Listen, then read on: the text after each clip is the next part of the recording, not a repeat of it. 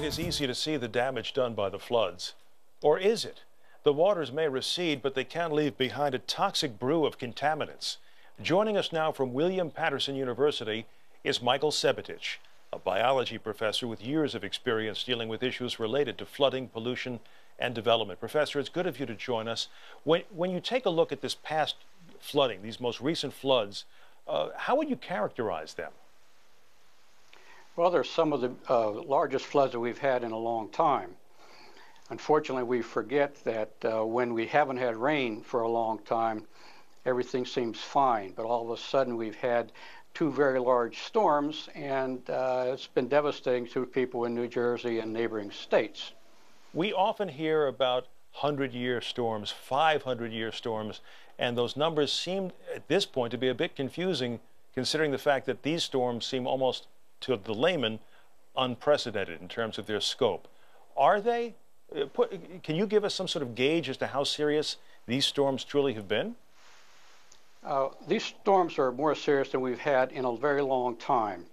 And one of the reasons they are so serious is because we have developed our floodplains with homes and industry during the times when we haven't had floods, and we sort of forget about that. We know that the flood is coming inevitably sooner or later, and we build in our floodplains, and unfortunately those buildings in the floodplains get devastated with these storms. And a lot of stuff aside from water, I use the word stuff in a broad sense here, gets into the rivers, goes beyond the rivers. I mean, you had a dam burst in Orange County in this one of the last storms.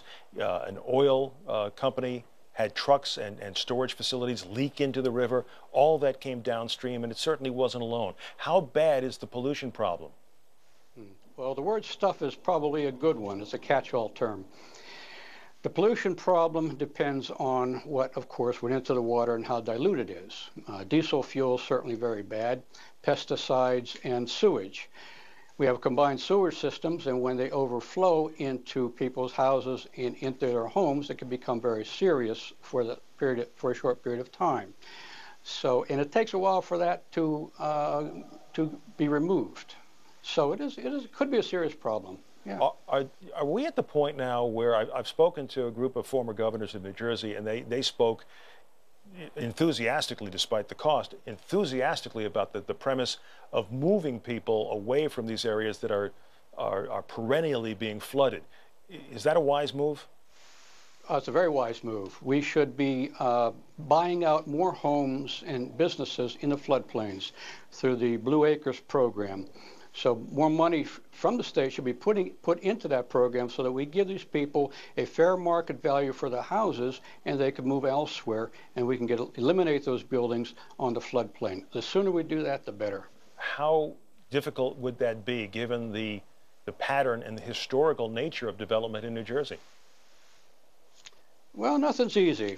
It would be a lot easy. It would be easy to eliminate the houses once we decide to give these people fair market value for them and tear them down. It'll be a little more difficult to get rid of other kinds of structures, but it certainly can be done, and the benefits are far outweigh the disadvantages of leaving them there. Are there serious health threats that remain in the wake of these floods?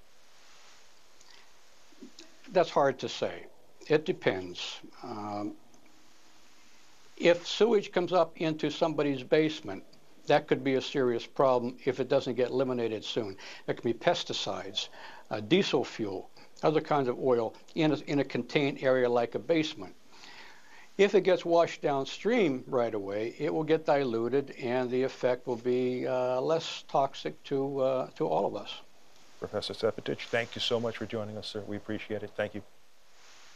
No, you will. Thank you for having me.